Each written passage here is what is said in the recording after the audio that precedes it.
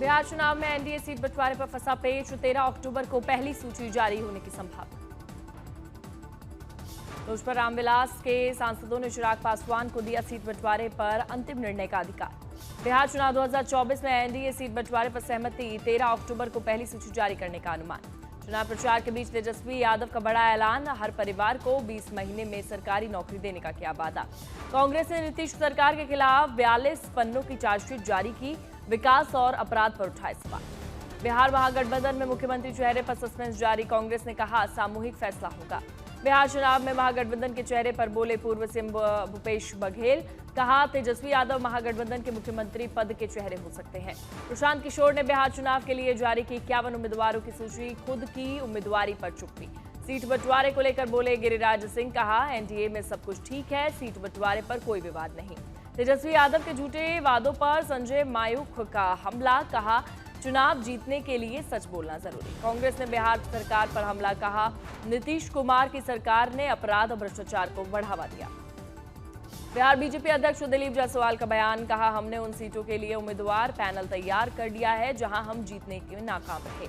Seat sharing पर बोले केंद्रीय मंत्री जितिन राम मांझी, कहा सीट बंटवारे पर जल्द निर्णय होगा, हमारी पार्टी को 15 सीटें चाहिए। ओवैसी का सामाजिक इंजीनियरिंग मॉडल, बिहार में हिंदू और मुस्लिम उम्मीदवारों के मिश्रण के साथ प्रयास। बिहार चुनाव में नोटा का बढ़ता प्रभाव, 2020 में कई सीटों पर जीत से भी अधिक थे वोट। सुप्रीम कोर्ट ने दवा सुरक्षा में सुधार के लिए पीआईएल की सुनवाई की मंजूरी दी, बच्चों की मौत पर होगी जांच। मध्य प्रदेश और राजस्थान में बच्चों की मौत के बाद दवाइयों की जांच तेज, राज्यों ने उठाए कदम। दवाओं के संदिग्ध उत्पादन और खतरनाक सामग्री का खुलासा, विभिन्न राज्य सरकारें सक्रिय। मध्य प्रदेश सीएम मोहन यादव ने कहा हम दोषियों को नहीं छोड़ेंगे, कड़ी कार्रवाई की जाएगी। बीजेपी नेता के अन्नामलाई ने कहा कि तमिलनाडु सरकार को इस शर्मनाक घटना के लिए जिम्मेदार ठहराया जाना चाहिए। टैरिफ विवाद और व्यापारिक संबंधों पर पीएम मोदी और ट्रंप के बीच चर्चा, गाजा में शांति की दिशा में अमेरिकी राष्ट्रपति को दी गई बधाई। पीएम मोदी ने ब्रिटेन के पीएम स्टार्मर से मुलाकात की, द्विपक्षीय मुद्दों सहित विजन 2035 पर हुई बातचीत। ब्रिटेन से भारत के रिश्ते की नई उड़ान, पीएम मोदी बोले दोनों देशों में भरोसे का संबंध। मुलाकात में गाजा से यूक्रेन संघर्ष पर हुई बात। रक्षा मंत्री राजनाथ सिंह का ऑस्ट्रेलिया में भव्य स्वागत, कैनबरा में अपने ऑस्ट्रेलियाई समकक्ष के साथ हुई द्विपक्षीय बैठक में लिए गए अहम फैसले। रक्षा मंत्री का ऑस्ट्रेलिया दौरे पर दोनों देशों में हुआ अहम रक्षा समझौता, ऑस्ट्रेलिया के उप प्रधानमंत्री के साथ रक्षा मंत्री रिचर्ड माल्स भी मौजूद रहे। ममता बनर्जी ने चुनाव आयोग पर लगाए सरकारी अधिकारियों को धमकाने का आरोप, कहा बर्दाश्त नहीं करेंगे।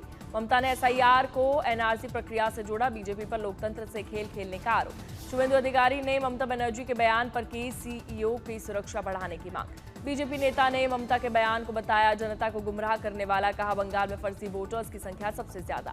ममता बनर्जी पर बीजेपी ने उठाए सवाल, कहा वो हिंदू मुस्लिम में दंगे भड़काने की कोशिश कर रहे हैं। हरियाणा आईपीएस अधिकारी वाई पूरन कुमार की आत्महत्या के कारण पूरन खुदकुशी मामले में पत्नी की शिकायत पर एक्शन। आत्महत्या नोट में 12 वरिष्ठ अधिकारियों के खिलाफ गंभीर आरोप, एफआईआर दर्ज। कांग्रेस नेता राहुल गांधी ने हरियाणा आईपीएस अधिकारी की आत्महत्या को जातिवाद का परिणाम बताया। National commission for schedule caste ने हरियाणा आईपीएस अधिकारी की आत्महत्या मामले में प्रशासनिक चेकअप की मांग की और कई अधिकारियों पर आरोप लगाए। अयोध्या में सिलेंडर ब्लास्ट से 5 की मौत, इलाके में मच गई अफरा तफरी, जांच एजेंसियां मौके पर पहुंची। यूपी के सीएम योगी आदित्यनाथ ने अयोध्या हादसे पर व्यक्त की गहरी शोक संवेदना। चमोली हेमकुंड साहिब में हुई भारी बर्फबारी, लक्ष्मण मंदिर बर्फ की चादर में लिपटा। 2 फीट बर्फ से पहाड़ों का हुआ अद्भुत श्रृंगार, चटक धूप खिलने के साथ दिखा दिव्य नजारा।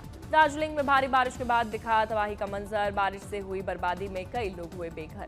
दिल्ली में गृह मंत्री अमित शाह ने सीवेज ट्रीटमेंट प्लांट का उद्घाटन किया, साथ में सीएम रेखा गुप्ता मौजूद रही। मदुरई एयरपोर्ट पर एमएस धोनी को देखने के लिए उमड़ी फैंस की भीड़, क्रिकेट स्टार ने स्वीकार किया अभिवादन। दिल्ली में एमएसएमई अवार्ड 2025 का आयोजन, हेमा मालिनी ने तुषार जेम्स के डायरेक्टर रवि कपूर को सम्मानित किया। ब्रांड ने लॉन्च किया ऑल इंडिया फ्रेंचाइजी मॉडल।